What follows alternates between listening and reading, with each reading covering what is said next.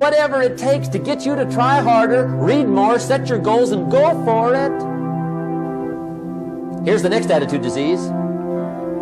Overcaution. Some people never will have much. They're too cautious. Now, you can also be too reckless, but you can also be too cautious. This is called the timid approach to life. And my caution was always the risk. Risk used to drive me right up the wall. I used to say, what if this happens?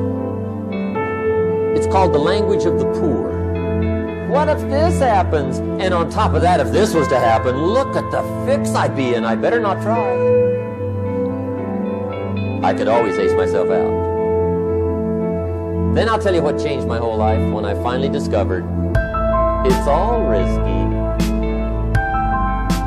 The minute you were born, it got risky. If you think trying is risky, wait till they hand you the bill for not trying.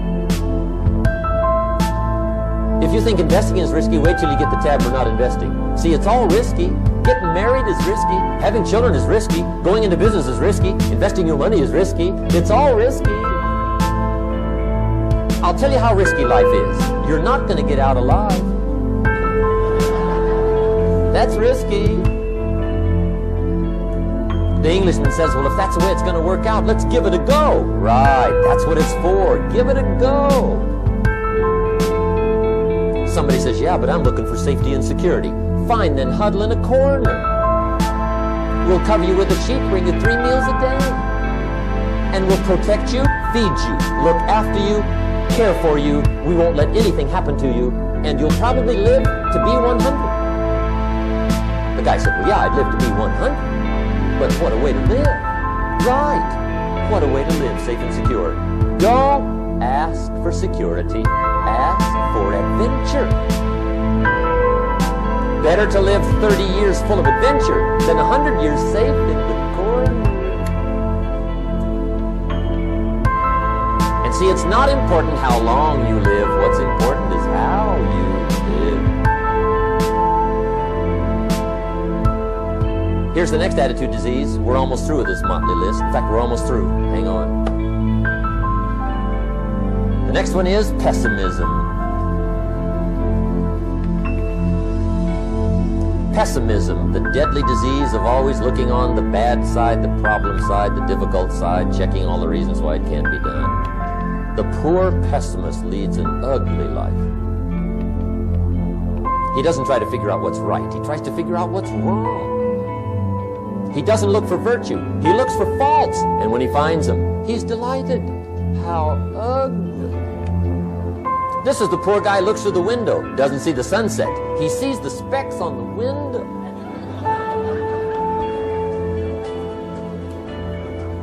And this is the poor guy, right, who rushes up, takes such leave of his senses. This guy rushes up and he says, I've got 5 good reasons why it won't work. He's so dumb, he doesn't know. All he needs 1. He's got 5.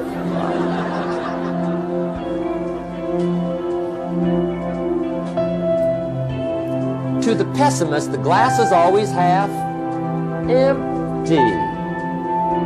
To the optimist, the glass is half full. Why would the same measure affect people 2 different ways? Answer, it all depends on how you look at it. Our lives are mostly affected by the way we think things are, not the way they are. The way we think they are affects us most. There's a subject we don't have time to get into tonight called better thinking habits. One of the major things Shove taught me when I met him, he said, poor thinking habits keeps most people poor. Not poor working habits. Most people work hard, but they don't think hard. And Shove taught me that the mind is like a factory, a mental factory. And whatever you think about all day long pours ingredients into this mental factory. And that's what builds the economic, social, financial fabric of your life. He quoted me a Bible phrase that says, as you think, so you become. How awesome. When he talked about poor thinking habits, he had me. I used to start the day reading the morning newspaper. I mean, you can believe that or not. I'd get a cup of coffee and read the paper. I'd load up on wars and riots and murders and stabbings and killings and bank robberies and muggings and car wrecks and tragedies. I'd even read the back pages. I seem to like that stuff for some weird reason. I'd load up on all that, and then I'd start the day. You can imagine the kind of days I used to have. You walk around on your financial knees. They call you economic peewee.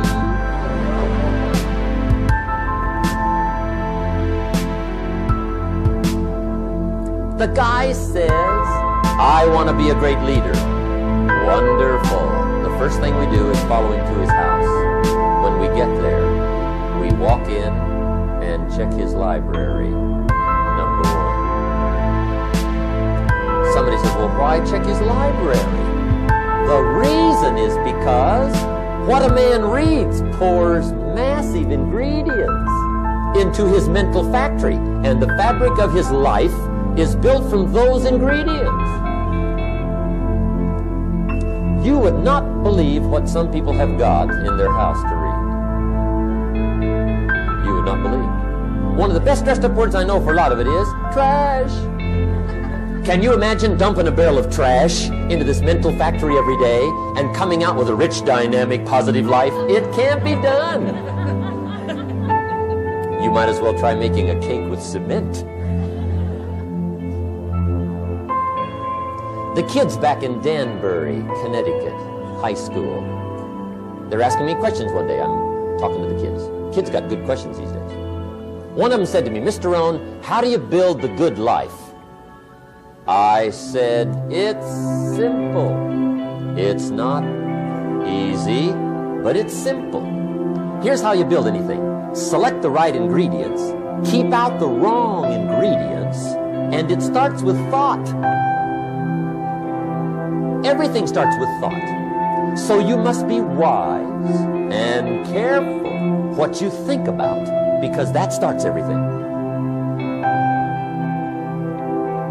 You got to be wise and careful. I asked the kids, what would happen if somebody dropped sugar in my coffee? They said, well, you'd be okay. I said, what if somebody dropped strychnine in my coffee? They said, well, you'd be dead. I said, correct.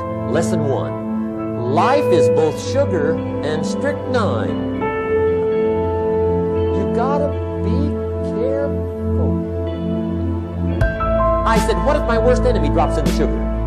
They said, will you be okay? I said, what if my best friend, even by accident, drops in the strychnine? They said, well, you'd be dead. I said, correct. Lesson 2. Watch your coffee.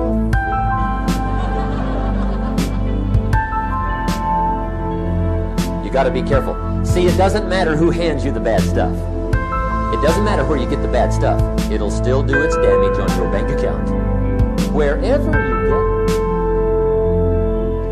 Mr. Schoaf gave me one of the greatest phrases when I first met him when he said, Jim, every day stand guard at the door of your mind. How important. Stand guard at the door of your mind.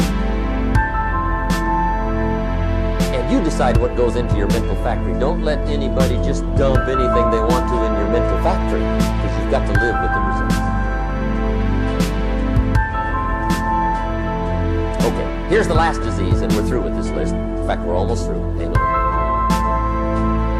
The last subject is very good. The last disease, but this one is deadly. Engage in this one, indulge in it even slightly, and you might as well forget the future, because it's going to forget you. Complaining, crying, whining, griping. A Bible word called murmuring. See, that'll ace your future.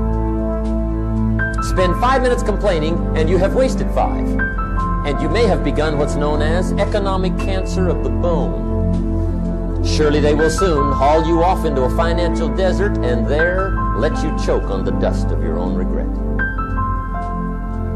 I hope I said that well, so you won't forget. It's a deadly disease. If you don't think it's bad, Ask the children of Israel of Old Testament fame. Typical of us all, their story just happened to get in the book. Story says, children of Israel were slaves. God performed a series of dazzling miracles and got them out. And now they're heading for the promised land. Remember the story? Heading for the promised land. Tragedy of the story, they never got there. Reason. From day one, they started to complain. They griped about the water. They griped about the weather. They whined and cried and griped about the food. They griped about the leadership. They whined and cried because it was too far, too cold, too hot, too difficult, too miserable. I mean, they whined and cried for years. Finally, God said, I've had it, trip canceled. Or something like that. The story says they died in the desert, never got to the promised land. Which I think means two things. Indulge in this long enough, you get your future canceled. And I guess it also means even God himself can only take so much.